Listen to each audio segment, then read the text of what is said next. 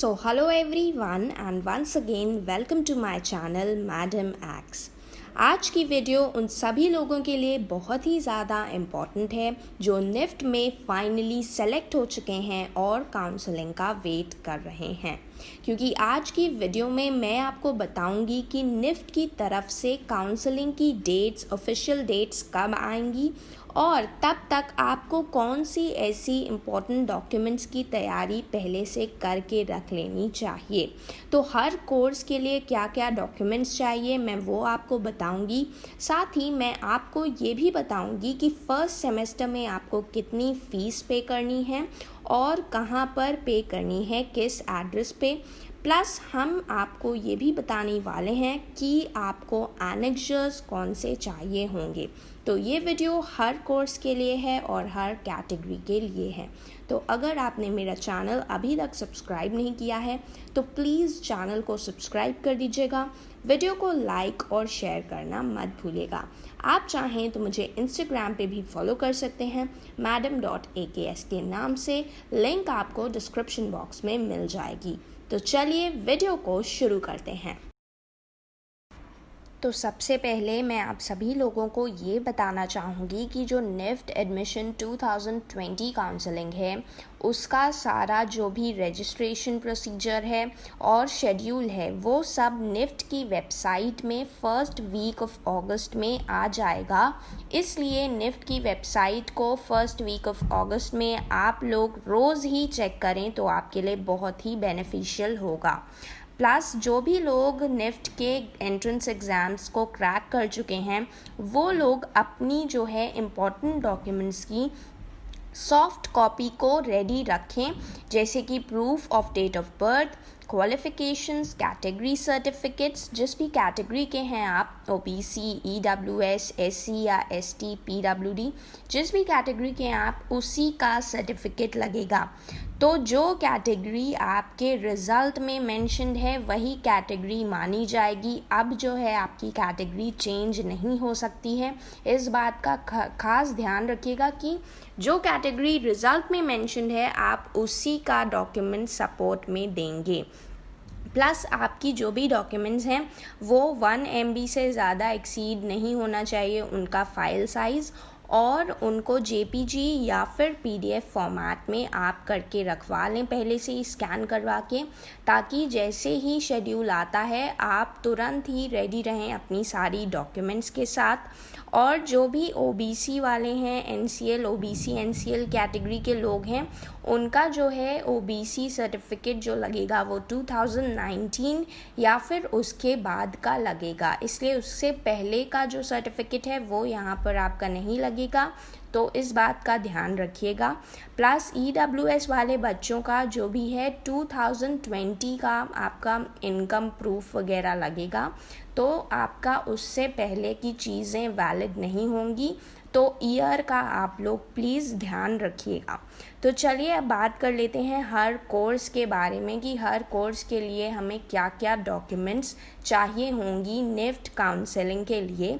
और अगर आपको एनेक्सर्स वगैरह की लिंक चाहिए तो उसकी लिंक मैंने डिस्क्रिप्शन में डाल दी है, वहाँ से आप एनेक्सर्स वगैरह देख सकते हैं कौन से आपको फिल करने हैं। तो चलिए देखते हैं कि क्या हैं हमारे इम्पोर्टेंट डॉक्यूमेंट्स हर कोर्स के लिए। तो सबसे पहले मैं सभी लोगों को बताना चाहूँगी कि फ़ोटोग्राफ सबको चाहिए होंगी 2 पासपोर्ट साइज़ की और 4 स्टैम्प साइज़ की फ़ोटोग्राफ्स। तो ये फ़ोटोग्राफ्स हर कोर्स के बच्चों को चाहिए, इसलिए इसका आप लोग प्रेपरेशन पहले से कर लें। देन 10th का सर्टिफिकेट जो है विच एवर बोर्ड से आपने पास किया है वो ज़रूर आपको चाहिए होगा, क्योंकि वो डेट ऑफ बर्थ के लिए आप प्रूफ उसको लगाएंगे।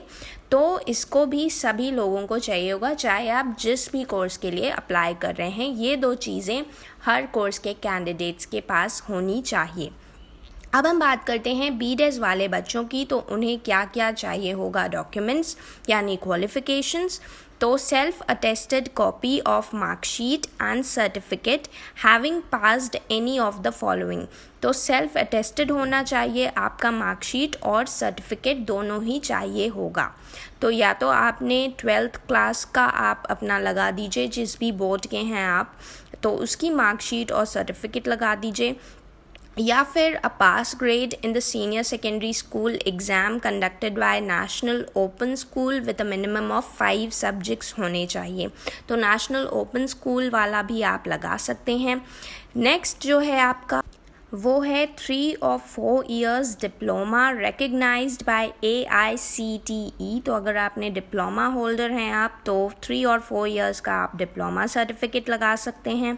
देन पब्लिक स्कूल बोर्ड या यूनिवर्सिटी एग्जामिनेशन इन इंडिया और in foreign countries recognized by the Association of Indian Universities as equivalent to 10+2 system। अगर ऐसा आपका केस है तो आप ऐसी डॉक्यूमेंट को भी लगा सकते हैं सपोर्ट में। देन जो है लास्ट वो है general certificate education system Cambridge and London Sri Lanka. तो ये जो NRI पीपल हैं उनके लिए है basically at the advanced level international IB। Okay, तो BDES वालों को इनमें से कोई एक डॉक्यूमेंट लगानी है। जो भी आपका केस बन रहा है, जो भी क्वालिफ़िकेशन आपके पास है वो आप लगा देंगे। और 12th में आपकी कोई भी स्ट्रीम हो सकती है, ये तो आप लोगों को पता ही होगा। तो इनमें से जो भी है आपका वो आप लगाएंगे। Marksheet and certificate self attested soft copy. अब बढ़ते हैं नेक्स्ट कोर्स पर। तो अब बात करते हैं हम BFTech यानी बैचलर ऑफ फैशन टेक्नोलॉजी की। तो यहाँ पर आपको लगाना होगा self attested copy of marksheet and certificate of having passed any of the following 12th or equivalent examination with subjects PCM यानी फिज़िक्स केमिस्ट्री मैथ्स ज़रूर होना चाहिए आपके 12th में अगर आप BFTech के लिए अप्लाई कर रहे हैं। और परसेंटेज क्राइटेरिया नहीं है यहाँ पर, 12th में आपको बस पास होना चाहिए हर सब्जेक्ट में। तो आप यहाँ पर लगा सकते हैं अपना 10+2 का जो भी आपका सर्टिफिकेट है किसी भी बोर्ड का, तो वो आप लगा सकते हैं। और PCM होना बहुत ज़्यादा ज़रूरी है। देन 3 और 4 years diploma in any branch of engineering की ब्रांच में अगर आपका डिप्लोमा है तो वो आप लगाएंगे। Then pass grade in the senior secondary school examination. तो नेशनल ओपन स्कूल का अगर आपका एग्जामिनेशन आपने दिया था तो उसका भी आप सर्टिफिकेट लगा सकते हैं, बट आपके पास PCM सब्जेक्ट्स होने चाहिए।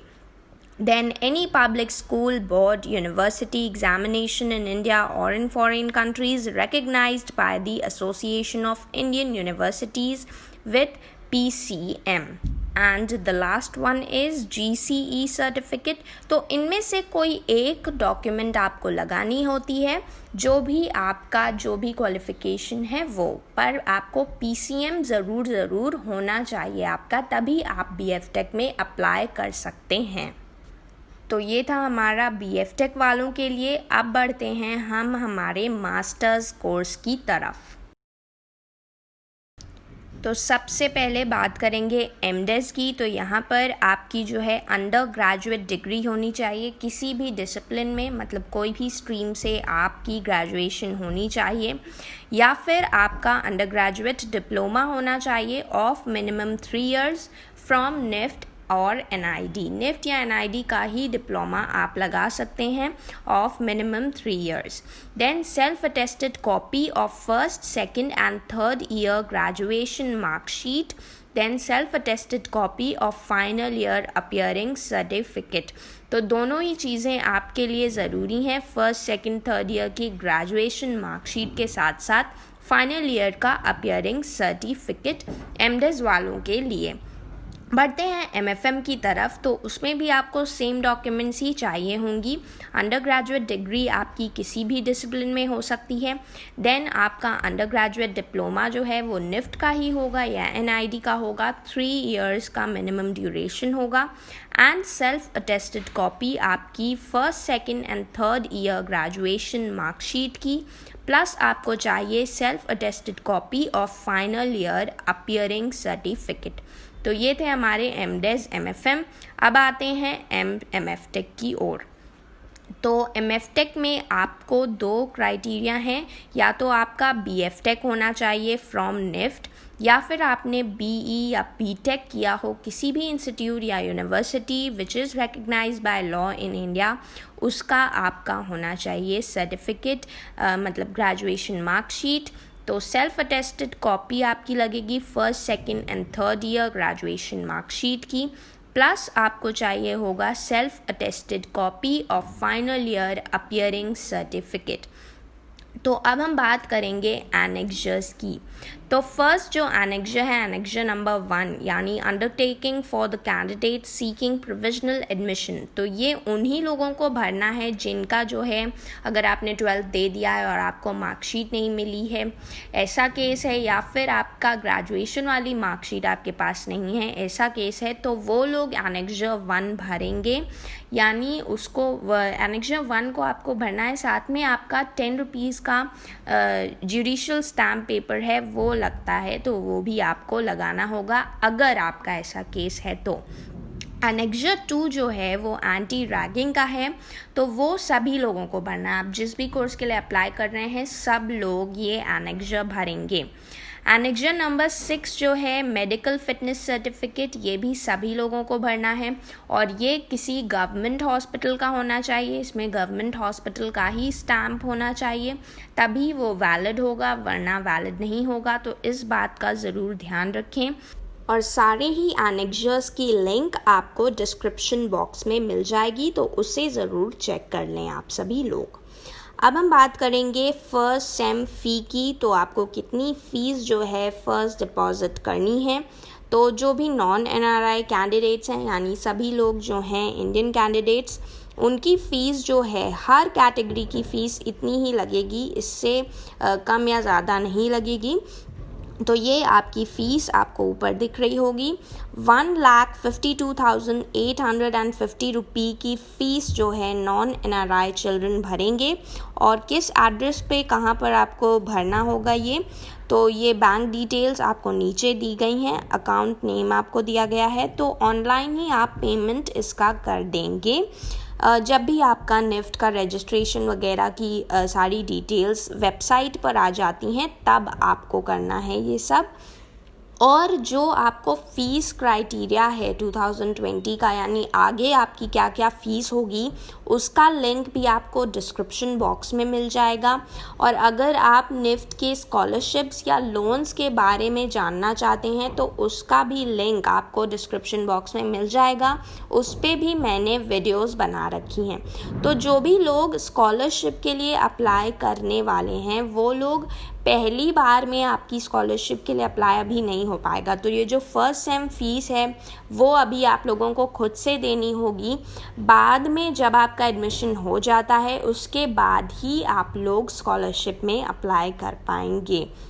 तो इसलिए अभी यहाँ पर आप स्कॉलरशिप नहीं ले सकते हैं। तो ये फ़ीस सभी लोगों को भरनी है खुद से, और लोन भी अभी यहाँ आप नहीं ले सकते हैं। तो ये चीज़ जो है ज़रूर ध्यान रखिएगा कि खुद से आपको ये अमाउंट पहला वाला पे करना है। उसके बाद जैसे ही आप एडमिशन ले लेते हैं, तब आप आसानी से स्कॉलरशिप्स एंड लोन्स ले सकते हैं।